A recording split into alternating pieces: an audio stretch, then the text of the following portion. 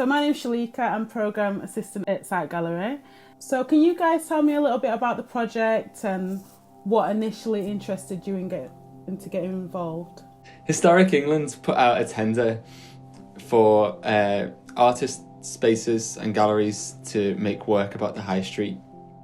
So I was really keen to get Site Gallery involved and try and think of a project that would involve the Society of Explorers.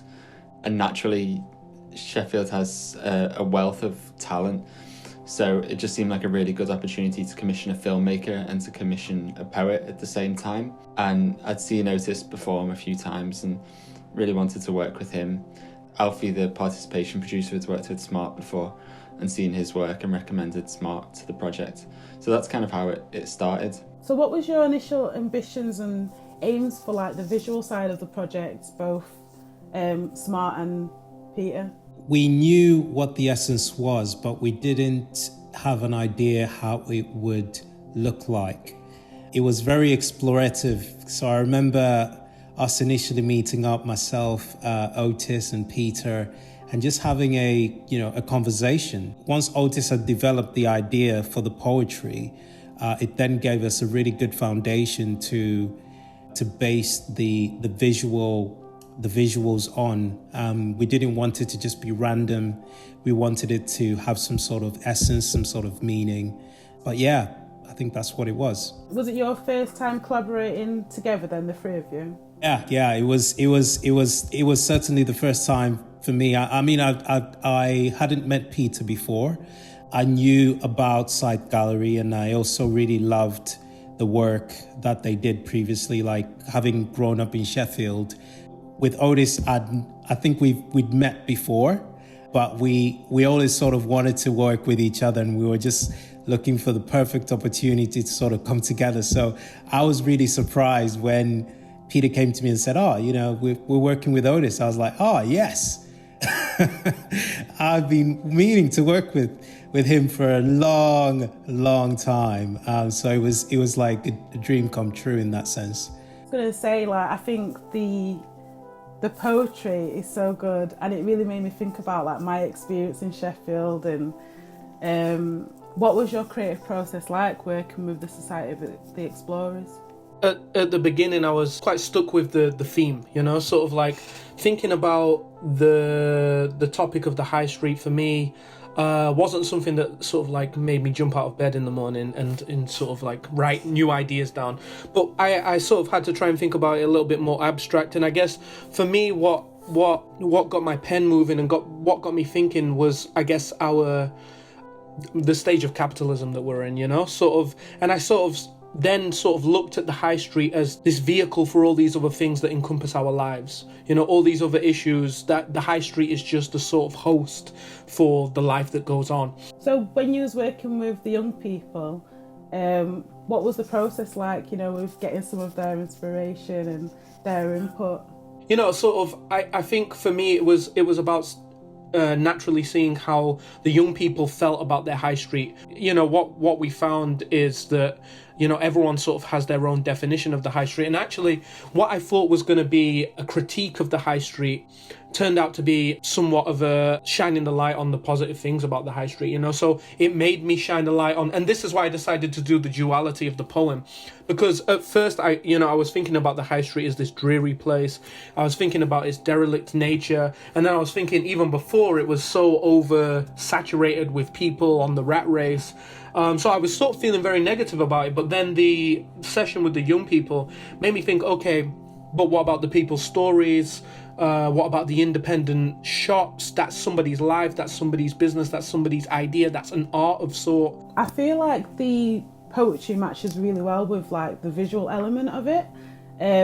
Peter, what was the process behind the decisions you made for certain areas and certain high streets? So I just went on these really long walks. I live in the London Road area, so that was where I started. And then I moved on and walked to Attercliffe and the Wicker and Mearsbrook and Broom Hill. I just kind of went to as many areas that I could possibly think had a high street and its own little character. I just wanted to go and explore it and take pictures. And we shot the whole thing on 35mm film as well. So it was like I'd take 2 rolls of film with me, and then I'd just go out and shoot on it and then come back once the film was finished. But like from what Otis was saying about how the high street is like a vehicle for people's lives, capturing these little small moments was really interesting. I was going to say, like, what was your favourite moment in the film, like, overall? And that's a question for all of you as well. The part of the film that I really enjoyed the most was the first half. I think, just like Otis was saying, despite all that there is a beautiful side to Sheffield, which if you just take a moment to see, it's definitely very clear. And, you could go to a lot of places, but, when you're in Sheffield, there's just something beautiful and nostalgic about it. So I felt the poetry really communicated and made that come across really well. And the photos that were captured as well really helped tell that story. You can definitely see it through that 35mm film lens. And, just to add on to what Peter was saying about, that choice of black and white, I felt like it sort of lent to itself. It ended up being the way it should have been. And I think that really speaks to the romanticism and the nostalgia of Sheffield as a whole, because I think that's what a lot of people will hopefully feel. Hopefully they'll connect to the film. So, yeah. My favourite part for me was just like the frail nature of films. I didn't like try and shoot anything, like take 10 photos of the same thing. I had to just snap and walk. The whole project was just lovely, but I think the favourite thing for me was when Smart sent through the film that he'd edited, and I was cooking my dinner at the time, and I got so engrossed with watching what he'd edited, I just completely burnt what I was cooking, because it was like the perfect combination of exactly what I hoped the film would be, in the sense that it has like this rhythm. I was thinking about the high street in general and the future of the high street, what the high street is to people. What do you think after doing the project? What's your opinion? How do you feel about the high street and its existence? Yeah, so as I was saying, I think my natural tendency and sort of thought process towards the high street is that, this is this space where capitalism can thrive. This is a space where there's overconsumption, there's homeless people, there's a lack of humanity. But then sort of working with the Society of Explorers and thinking about it with a little more nuance, maybe even talking to older members of family, I sort of started to think about the high street outside of the consumption that takes place and think about it as a communal space. And I think that's what the film does a really good job of, is capturing our collective sort of essence as perhaps individuals who were supposed to be a part of this community, this community of humans all collecting in this one space and gathering together. And I guess the high street does somewhat provide different areas, different spaces for us to be together, even though we're not necessarily interacting with one another. I think it's really interesting what Otis was talking about,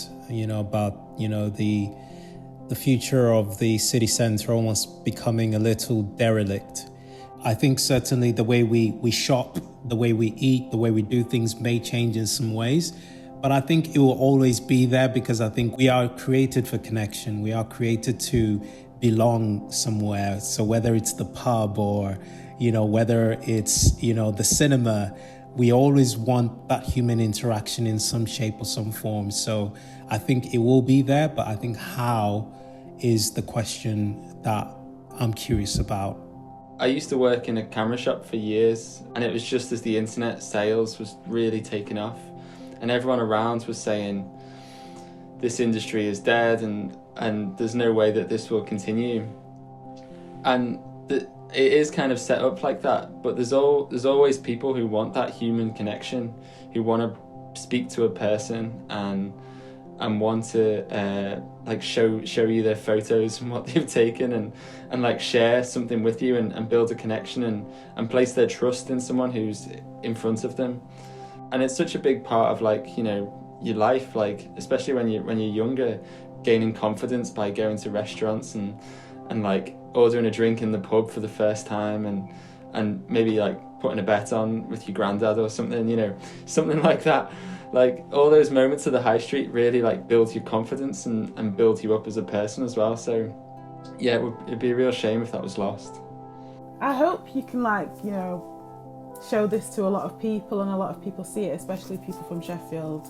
But even people from outside of Sheffield should see it, because there's not a lot of things like this that show Sheffield in this light, I don't think. So thank you very much.